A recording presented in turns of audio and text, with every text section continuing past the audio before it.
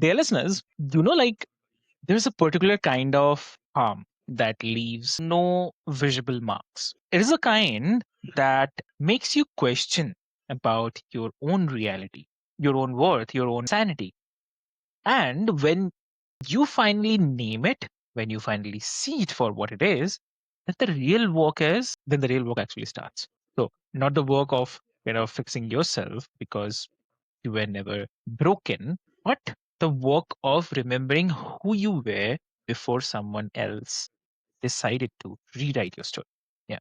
So, dear listeners, welcome to Mind Meets Machine. I'm your host, Avik, and this is where we explore what it means to be a human in a world that sometimes forgets. And I'd say, yeah, because today I'm with someone who knows this terrain intimately, both as a someone who has walked through it and as a someone who now guides others through it. So please welcome Sheri Heller. So welcome to the show. Thank you, Avik. Great to be here. Thank you for having me. Thank you. Thank you so much, Sherry, for being here. And dear listeners, I'll just quickly tell you about Sherry. So, she's a trauma informed psychodynamic therapist specializing in narcissistic abuse and an ordained interfaith minister and a survivor turned thriver of complex trauma.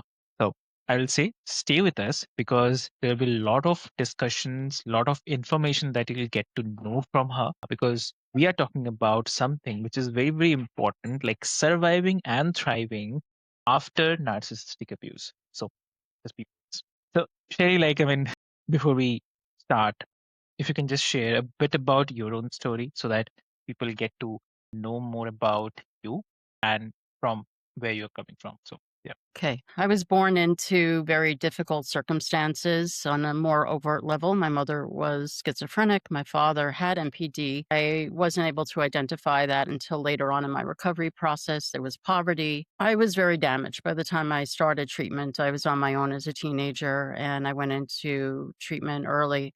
But the piece that really, I think, was so pivotal for me was recognizing the psychological abuse, the narcissistic abuse, even more so than the more overt forms of deprivation and abuse. Because I felt that I didn't have agency. I mean, there's always a loss of self with complex trauma, Yeah. but I didn't really conceptualize how I was robbed of my freedom.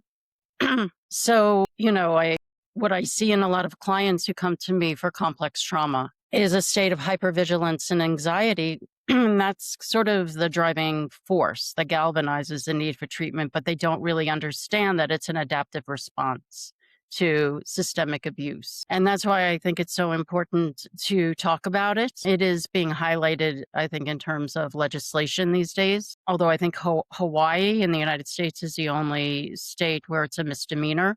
But, there are evidentiary challenges. How do you prosecute something like this? So as a clinician, what I really want to do is crystallize exactly what it is, how it happens, and why the victim cannot necessarily just leave, which I think is kind of the persistent mantra of the masses. Well, they can just get out. You can't get out when you don't have agency. You have to have agency to leave. Right. So the breakdown of a person's agency in a trauma bond, when there is a pathological attachment and Stockholm syndrome, that first has to be even just recognized as a reality for the person who's going through it. Exactly. So that's really great. Thanks for sharing that. And I believe listeners, you can relate to what we are talking about and also from your life as well. And at the same time, I'll just say, if today's conversations somewhere hit you, just be with that and let us also know, what you think, what your story, because this will definitely help us understand. And also, it will help others to learn from what you've been through, right? So, just be with us. So, Mm-hmm. so very I think a lot of people hear this term narcissistic abuse and they Mm-hmm. think that it is just about someone being selfish or self-centered. So then Yeah. what do you think? Yeah. So what do you think is the most common misconception about what narcissistic abuse actually is? Like, why does that misconception actually matters the most? I think the most common misconception is that we conceptualize, when we're talking about narcissistic abuse, a psychopath. And a psychopath is the most malignant form of narcissism.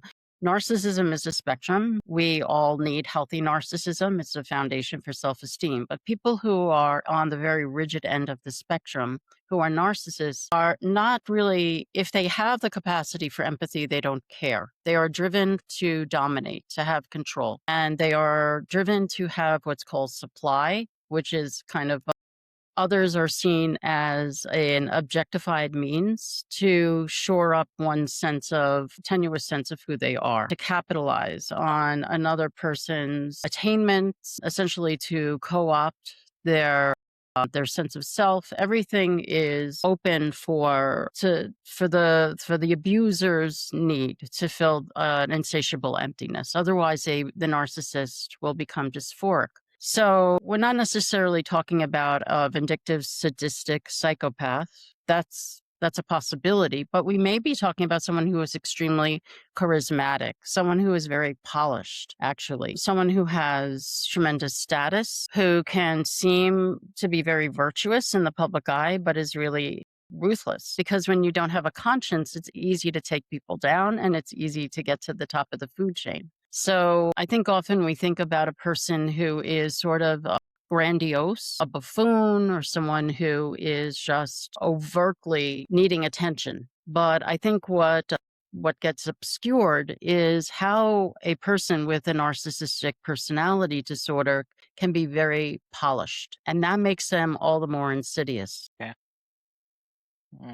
So when someone is in the middle of it, what makes it so hard to see clearly? Like what makes it and keeps people from recognizing what's happening to them? The most difficult aspect of this is the trauma bond. So our biological inheritance is to attach. We have to attach. We want to love and be loved. And we have certain moral imperatives that we live by, biases. We have to work through conflict. That's capitalized on by a narcissist. So they come in really fast, what is typically referred to as love bombing.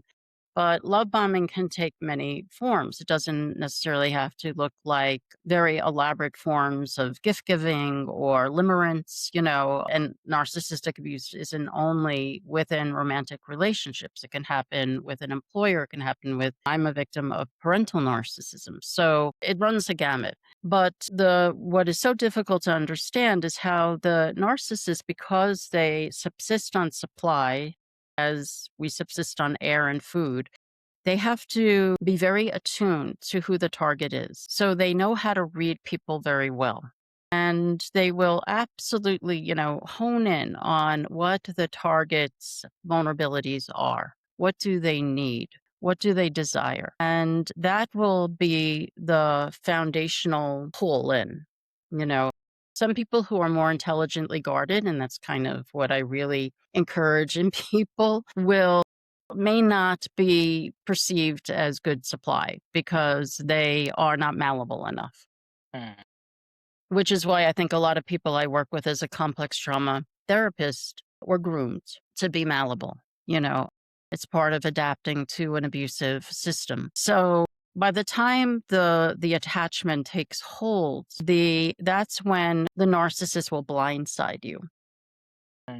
And when you're blindsided, it throws you into a state of shock, like a state of dissonance. It's one of the things we do. I'm also a hypnotist. So it's one of the things we do in hypnosis is like, I might say something, I'll pace and lead someone into a trance, and then I'll say something that's completely random, like a non sequitur, and that throws the subconscious into a state of confusion. And that state of confusion actually is what helps to induce a trance state, right? Because you're thrown off your center. So that's tactically what the narcissist does. And by that time, you don't know what hit you, and then the narcissist also will use what's called intermittent reinforcement. It's operant conditioning. So they may even seem contrite.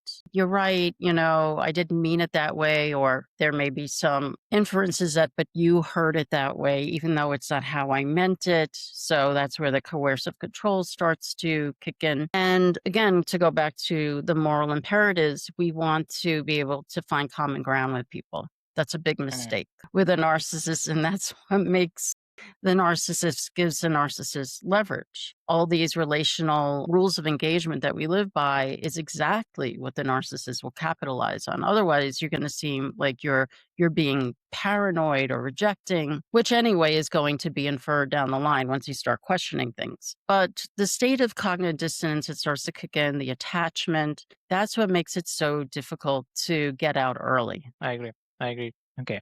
Definitely, it is striking because how the very nature of this kind of abuse is designed to make you doubt your perception. So it is not, yeah, I mean, it's not just about it's hard to see, but it is that you are being actively taught not to trust what you are seeing. So Hmm. that kind of layer of confusion is a part of trauma itself. So from your work and your experience, what do you see as the deeper patterns underneath the narcissistic abuse? Like what is really happening beneath the surface behaviors that can observe? Beneath the surface, I mean, there is terror because there is always an ambient threat. If the person pushes back, there's reprisal, right? Whether it's stonewalling, parental alienation. I work with a lot of people who want to get out of a relationship or a marriage with a narcissist. They're afraid for the children. Children are typically triangulated, scapegoated. So underneath is always fear. And that's why people show up in therapy with hypervigilance. They're dysregulated because underneath it, and that's always what's underneath Stockholm syndrome, is I have to adapt. Adaptation, it's a blessing and a curse. I have to adapt to this by taking on the abuser's reality because I can't tolerate how terrified I actually feel. So it's a locus of control. Mm. And so a lot of the work is to first stabilize the dysregulation, to try to reclaim instincts, instinctual awareness, which has been pathologized by the narcissist. You're crazy. You don't know what you're saying. And then in the how things look, because impression management is such a big part of narcissistic abuse, there are all these flying monkeys, these enablers who support the narcissist. So underneath is also what's called Cassandra syndrome. Cassandra was a goddess in the Greek pantheon, and she was taught the gift of prophecy by Apollo. But he tried to rape her, and when she resisted his advances, he leveled a curse on her. He said, I can't take back the gift of prophecy from you, but you will always know the truth, and no one will ever believe you. And she went mad. So a lot of people present with Cassandra syndrome, but again, it's all kind of under the surface. And that's part of the work to exhume these tragic realities. Hmm. How do those patterns take root in someone's sense of self over time? Like Hmm. what happens internally to the person on receiving end, on the receiving end? So it starts with the love bombing, as we talked about. And that is the state of limerence and feeling just enraptured. Oh, this person knows me better than anyone. We're so aligned. I've never had this kind of connection before. It feels almost otherworldly, whether it's a friendship or a romantic relationship, or even with I had a client who came into treatment with clear signs of complex trauma. It was more acute trauma. I couldn't figure out what was really happening. She had a very healthy background. She was a chemist. The CEO of her company was a psychopath. And she felt, oh, I met another woman like myself who I could really partner with. And at first, it just seemed like, wow, this was going to be great. They were going to really inspire each other. And there was a whole smear campaign going on behind the scenes. There was a lot of gaslighting, and she was able to recover pretty quickly because she had such strong supports. Her family was really concerned about her, but she was having nightmares. She had to leave the company. The company eventually went under because of the influence of this woman, the CEO.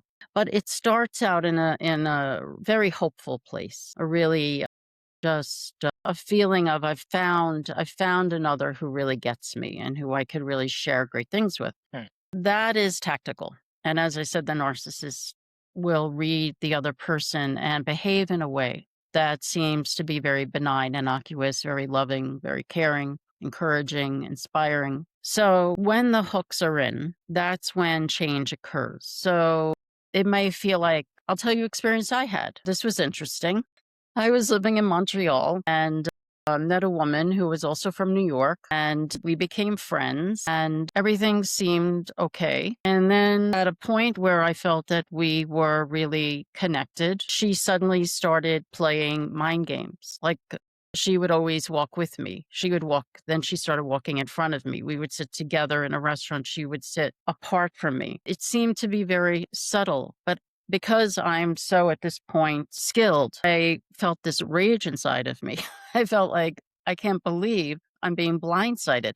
And it was funny because I was with, our husbands were with us. My husband's sitting apart from me. He's like, "What's going on with you?" We were at dinner. I said, "I have to go. We have to go.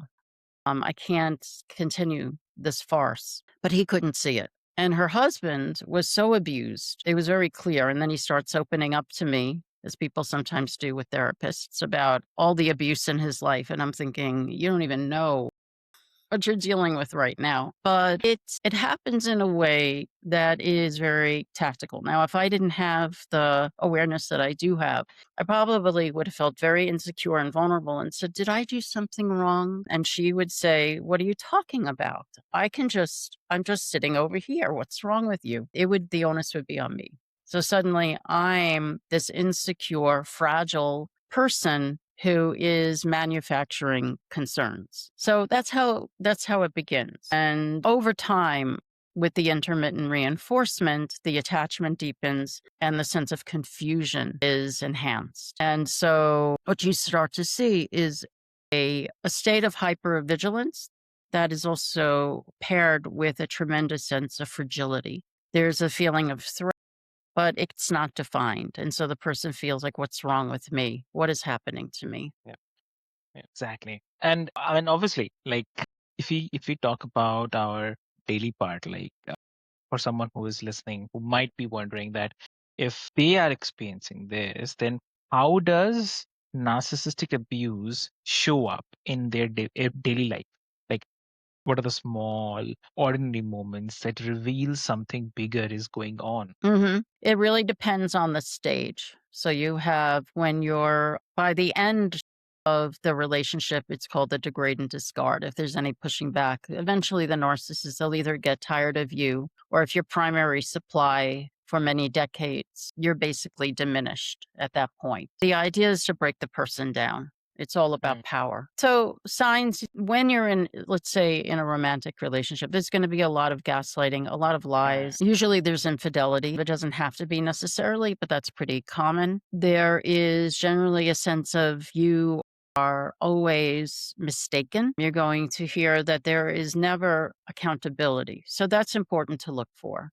Sometimes a big tactic, which is really nefarious, is the narcissist will feign innocent. They won't say, "No, that never happened," but they might say, "I'm sorry, you're perceiving it that way. I really didn't mean it that way. I'm very confused." Usually, I think what you see is when I see a couple that comes in, and this has happened, the narcissistic partner will seem very present and contained, and the victim is off the rails, is unhinged. Yeah. And so a lot of times a therapist will say, well, that the unhinged person is the problem.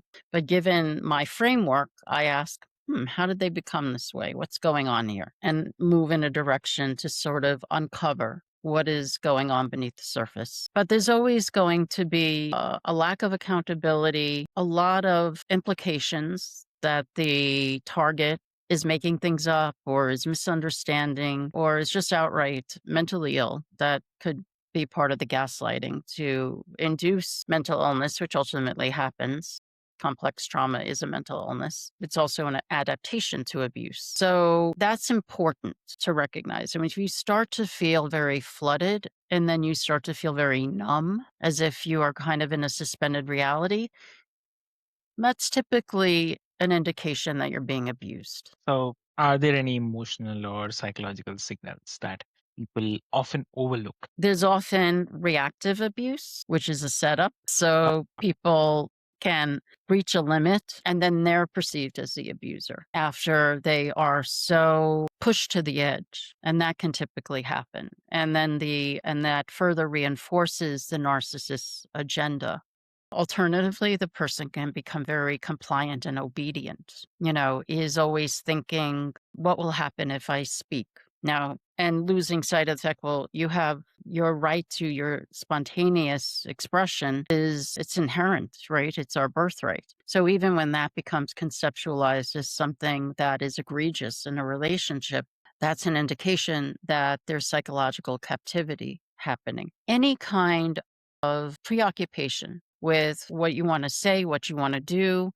Oh, I'm not allowed to go out. I can't see that. I can't wear this. There's a lot of surveillance that happens. So adapting to being always watched. I've had a lot of clients who've had devices put on, like forensic actually tracking devices that have been put on their computers, on their phones. So it's often very concealed, and that's why it's so difficult to identify. A lot of the work, as you said, is returning to who you were. Even the idea that this is lunacy, that I've normalized this. Mm, understand. And so, one more thing here, which is striking me, like healing is a kind of complex trauma. It's not, I mean, from a kind of complex trauma, it's not linear. So, what do you tell people about handling the setbacks or those moments when old patterns resurface? It is going to be circuitous.